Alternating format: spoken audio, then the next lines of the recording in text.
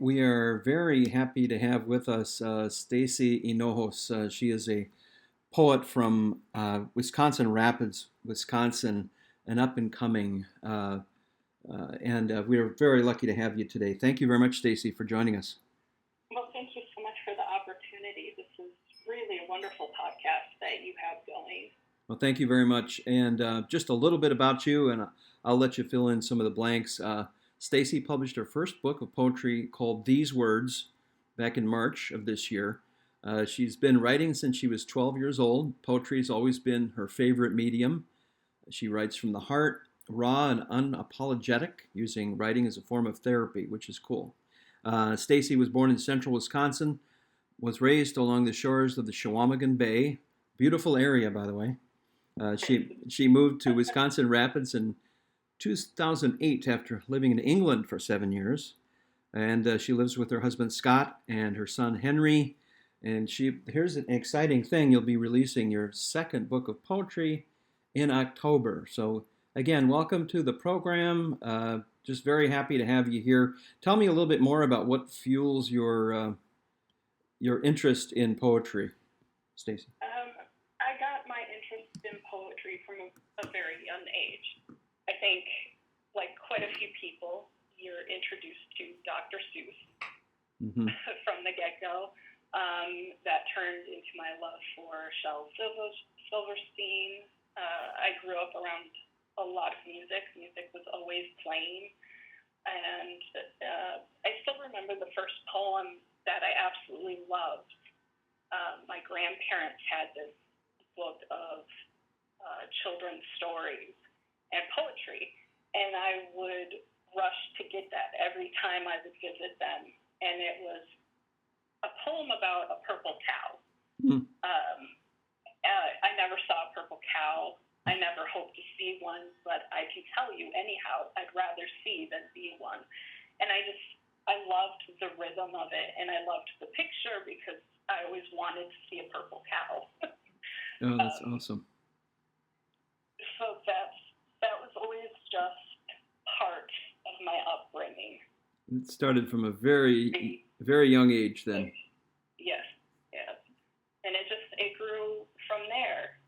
Growing up in the Chequamegon Bay area, full of musicians and writers, artists of all kinds, and I used to work at Lake Superior, Big Top, Chautauqua, and all of those people there were so encouraging. One of the performers there was a drama teacher at my school. Another was a language arts teacher. So having people like that in your life really helped. Awesome. If you just joined us, we're with Stacy Hinojos, and this is Poets Have Something to Say. Happy to have you on the September show. As we always do, we always welcome poetry from our guests. Do you have any poems to share with us today? I do. Thank you so much for allowing me to share some of them. Sure. This first one, with my first book, people will notice I don't have titles for my poems. So everything I read today will be untitled. Mm-hmm. Go ahead. Strip down to your soul. Get comfortable with your incompleteness. Enjoy the breeze on your bare bones. Breathe in all the possibilities. This world can offer you so much more. Now exhale the things that no longer serve. I love that. That's a really great poem. It has the sort of a rawness and honesty, and also positivity Yes. in there too. Are you conscious of putting all those elements in when you write, or what's your writing process like? A lot of the things I write, as you mentioned, are a form of therapy for me. Mm-hmm. And it's a very healthy way for me to process. So a lot of times I will just wake up feeling in a certain way, and it might spark something. A phrase that I read or a picture I see somewhere might bring something to mind, a little voice giving me a couple words, and I either like the feeling or comfort it brings me or the relief it brings me. And I just try to follow that. It means that inspiration strikes at not very convenient times, so I try walking around with a notebook or my phone so I can jot down notes and hopefully revisit. I like to write more at night before bed, which I think helps me sleep. It allows me to work the day through, get it on paper, release it, breathe and meditate a bit, and then go to sleep a little easier. Yeah, it's amazing how we all, us poets, we have the different ways of producing, creating, and processing. And I tend to be a morning guy where I might wake up with a couple of lines, and then I feel compulsive to finish those lines. I guess you did mention that too. You might have a couple of lines going, and then you roll with that, right? Yes, yes. And it doesn't always work at that time to be able to finish something. And I think a lot of writers put too much pressure on themselves to finish something at that time, where I write down what I can and then I set it aside. And I try to stay organized.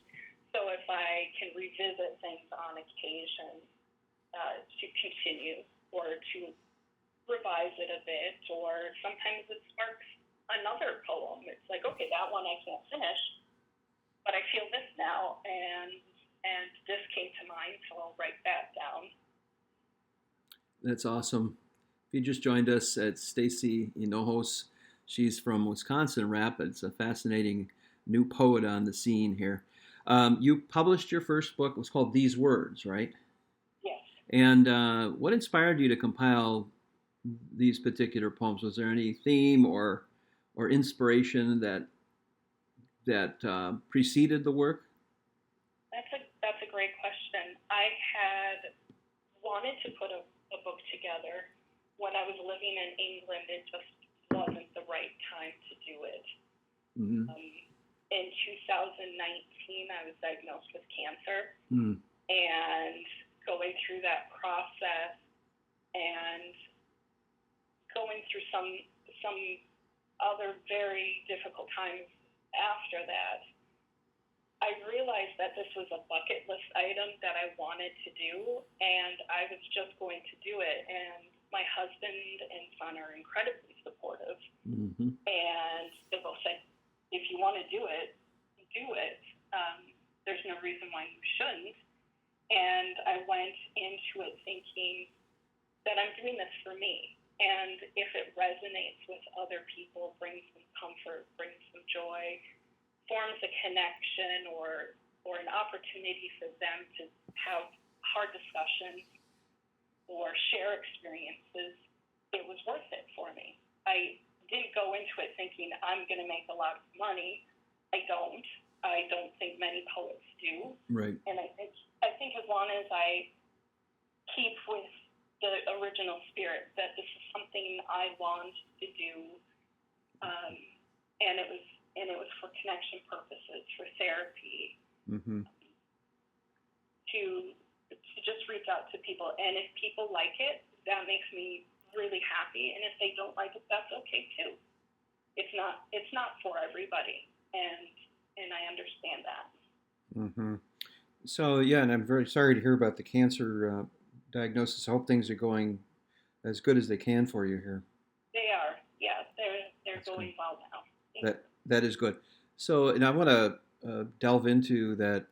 Poetry is a form of therapy because, at the last Lakefly conference, Tom Cannon and I presented at the conference, and really the session centered on poetry as therapy, poetry as a way to heal our emotional scars and patches, that kind of thing. Can you go into a little bit more about how, and if you want to talk about the cancer, but I don't want to get too personal here either, but how does that work for you with poetry and using it as a form of therapy? I was recommended by a therapist to start journaling. Mm-hmm. And as I was doing that, a lot of lines just seemed lyrical or melodic or had a certain rhythm to them. And I thought, why not do this with poetry? I've always written poetry, and a lot of it was nature-based. And I think because of the area I grew up in. You go camping, you sit by Lake Superior all day, and you're in awe of the things you see and experience. Mm-hmm. But with the emotional side, I wasn't sure I would necessarily share those if I wrote them. I'll write them, I'll keep them in a notebook for me to look back on, to remind myself, hey, you did hard things. You got through those difficult experiences. Look how far you've gone in your healing. And it felt very kind of private. But the more I did it and the more I listened to stories that people felt comfortable sharing with me, I also needed a way to process their feelings and emotions, because a lot of personal stories stick with you. And you need to, if you are a person who feels alone with somebody else, you need a healthy way to process that. So a lot of the things I have put into my first book and the things in the second book aren't always just my stories. They are sometimes things I see my friends and family going through. It's also a way to let them know you're not the only person who's experiencing this as well. Yeah, poetry, I think, is a great healer in many ways. And like I expressed at the workshop, poetry tends to cut to the chase of the essential, the innermost important types of things, and in a way, I mean, in a great way, that's healing. Uh, to just let that out, and then the second element of that is sharing. I don't know. Have you done any open mics in your area? We don't, unfortunately, have a lot of those opportunities. I did take an opportunity in Millsville to share for Poetry Month in April, which was wonderful because I haven't done a lot of public speaking in a while. I used to do forensics in high school, and so it was nice to do that and to share some things, and people seeming to enjoy it and appreciate it. I have applied with the local library, Macmillan Memorial Library in Wisconsin Rapids, to put together programs. So I'm looking forward to working with them to get something going for that. Because I think it's good not just for me, but to get like-minded people or people who just enjoy writing to get together and have those experiences. Exactly, and I get such exhilaration from my writing club that I'm president of. We've been together for 10 years now this September. That's and fantastic. the sharing, and I wish for you the same kinds of things may build in Wisconsin Rapids. Has Wisconsin Rapids thought of a poet laureate? I know that a lot of cities, like, for example, I mentioned to Tom Cannon about Appleton, Wisconsin, is going to get one, and I think there's several other cities in Wisconsin. It's kind of a trend now with cities. Have you thought of that? I think that's great that that's happening. I think it's good also for the school systems to allow kids and teenagers those experiences as well. Oh, yeah. To offer a safe place to exchange writing, to exchange ideas.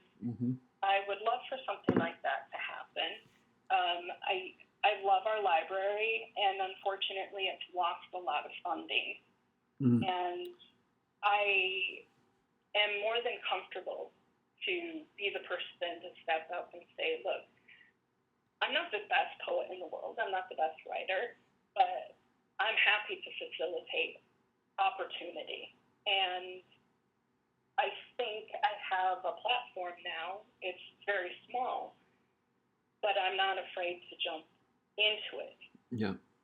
I think it's important, especially in smaller communities.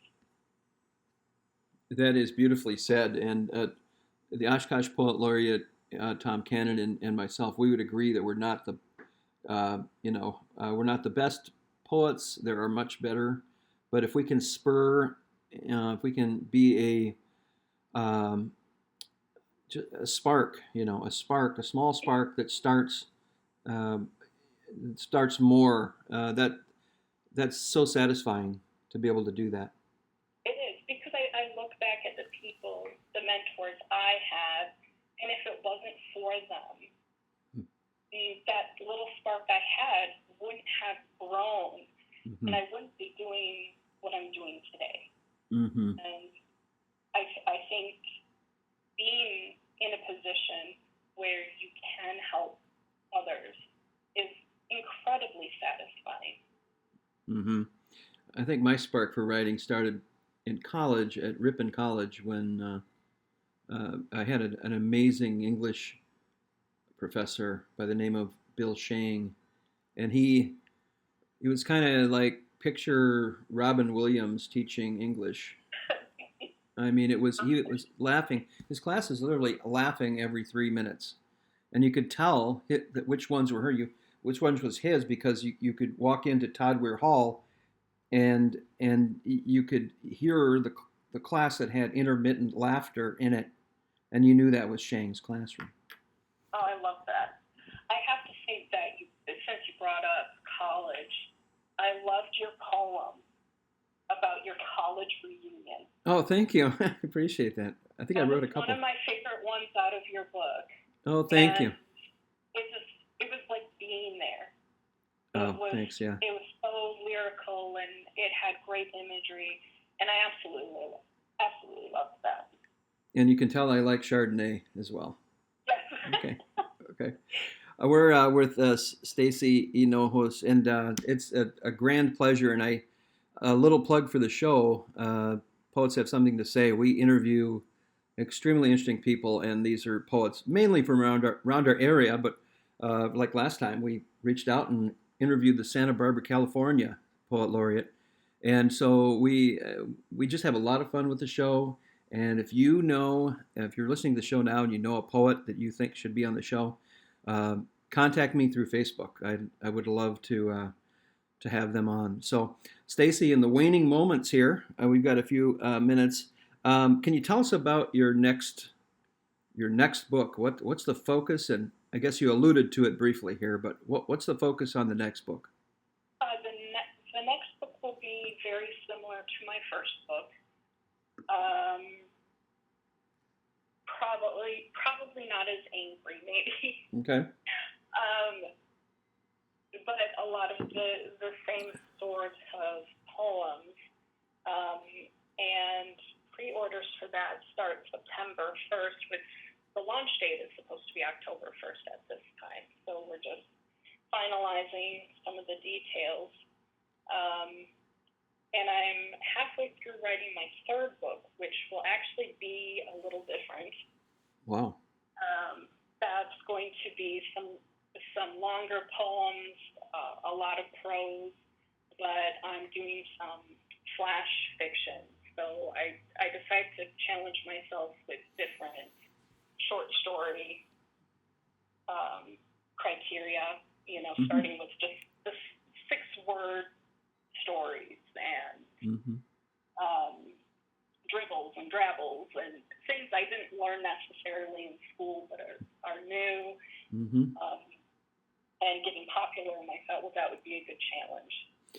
We've done plenty of dribbles and drabbles in our writing club. And for those of you who don't know what those are, and correct me if I'm wrong, I believe a drabble is 100 words, a dribble is 50 words. Is that correct? Yeah, All yeah, right. yeah. And that's a real challenge, to condense a lot of thoughts into such few words. It teaches, in my opinion, and you can give your opinion on this too, but I think it teaches us conciseness of language and what words, what phrasing, what patterns will create the most impact.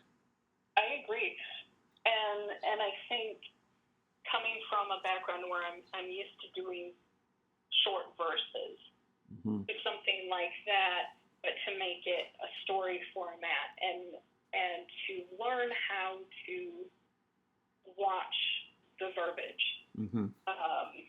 and like you said, to make it concise and impactful at the same time. So I thought it would be a really good challenge for me.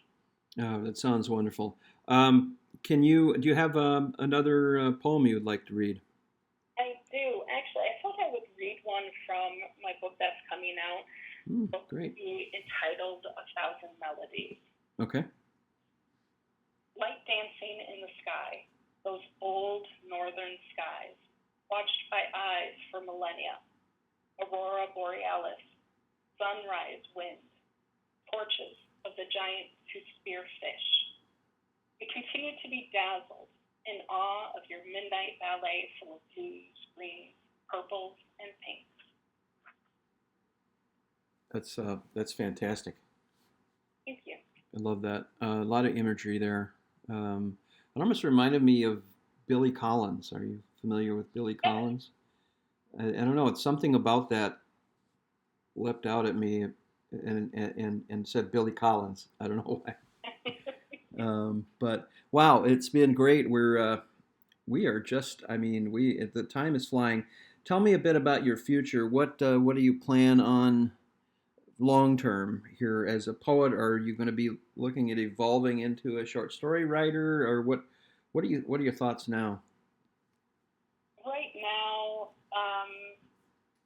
I think I'll always write poetry. Mm-hmm. Not, as I use it as therapy. I like doing it.